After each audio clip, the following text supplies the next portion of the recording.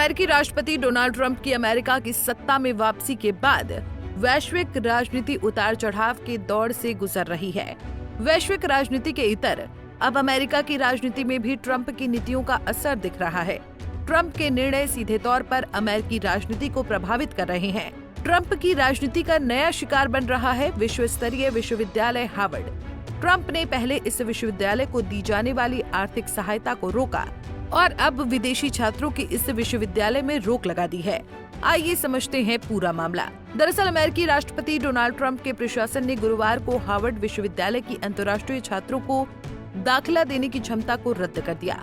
इसका असर वर्तमान में विदेशी छात्रों पर पड़ेगा। ऐसी स्थिति में इन छात्रों को अन्य स्कूलों में स्थानांतरित किया जा सकता है या इनका वीजा भी कैंसिल हो सकता है। साथ ही अमेरिकी प्रशासन ने अन्य कॉलेजों पर भी कार्रवाई का विस्तार करने की धमकी दी है। ट्रंप के सत्ता में आने के बाद अमेरिका ने बड़े पैमाने पर विश्व भर के कई नागरिकों को निकालने का अभियान चलाया। इस अभियान के तहत अमेरिकी राष्ट्रपति ने फिलिस्तीन समर्थकों पर भी नकेल कसने की कोशिश की है।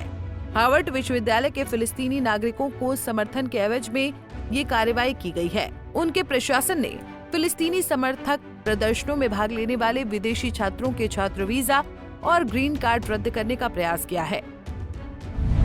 ट्रंप प्रशासन इस कार्रवाई के पीछे की वजह अमेरिकी विरोधी, मार्क्सवादी और कट्टरपंथी वामपंथी विचारधाराओं को बढ़ावा देना बताते हैं। उन्होंने शिक्षण या नेतृत्व के पदों के लिए प्रमुख डेमोक्रेट को नियुक्त करने के लिए हार्वर्ड की आलोचना की है।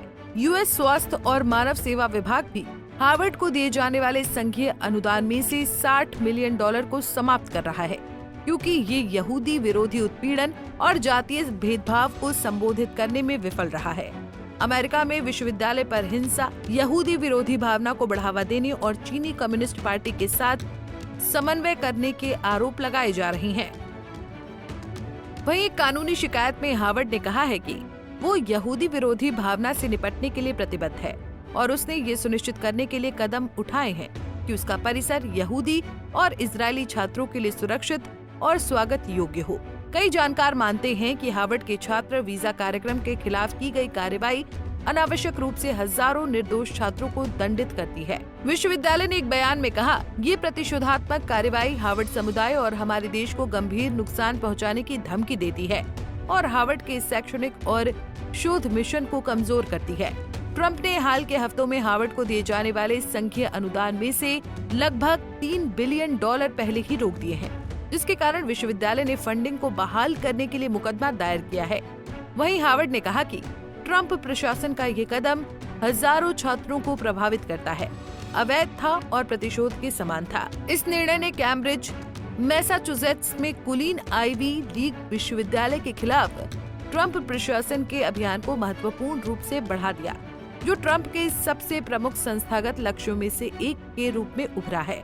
हार्वर्ड विश्वविद्यालय में कितने अमेरिकी नागरिक रहते हैं?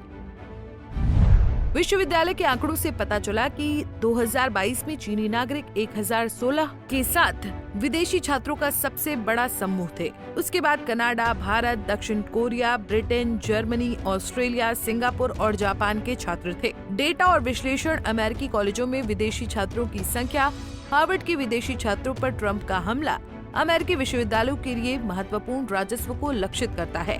विश्वविद्यालय को लिखे एक पत्र में नोएम ने हार्वर्ड को 72 घंटों के भीतर विदेशी छात्रों के बारे में रिकॉर्ड की एक श्रृंखला सौंपकर अपना प्रमाणन दोबारा प्राप्त करने का अवसर दिया। बता दें कि ट्रंप प्रशासन का निर्णय हार्वर्ड को फॉर्म I-20 जारी करने से रोकता है। अंतर्राष्ट्रीय छात्रों के लिए F1 या M1 वीजा स्थिति प्राप्त करने या बजाय रखने के लिए आवश्यक दस्तावेज।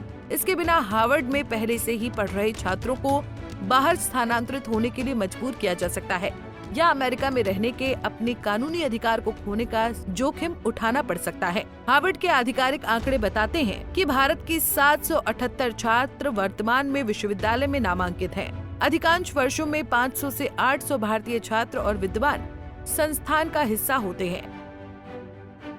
बहरहाल अमेरिका प्रशासन अपने शैक्षणिक संस्थान के साथ सीधे लड़ाई पर आ गया है। अमेरिकी प्रशासन ने साफ किया है कि इस तरह की किसी भी मदद के लिए प्रशासन को आधिकारिक तौर पर सहायता नहीं दी जाएगी। फिलहाल के लिए इस खबर में इतना ही। देश और दुनिया की बड़ी खबरों के लिए देखते रहिए पंजाब केसरी टीवी। हमसे जुड़े रहने के लिए हमारे YouTube चैनल को सब्सक्राइब करें और नई वीडियो की नोटिफिकेशन के लिए बेल आइकॉन को दबाएं।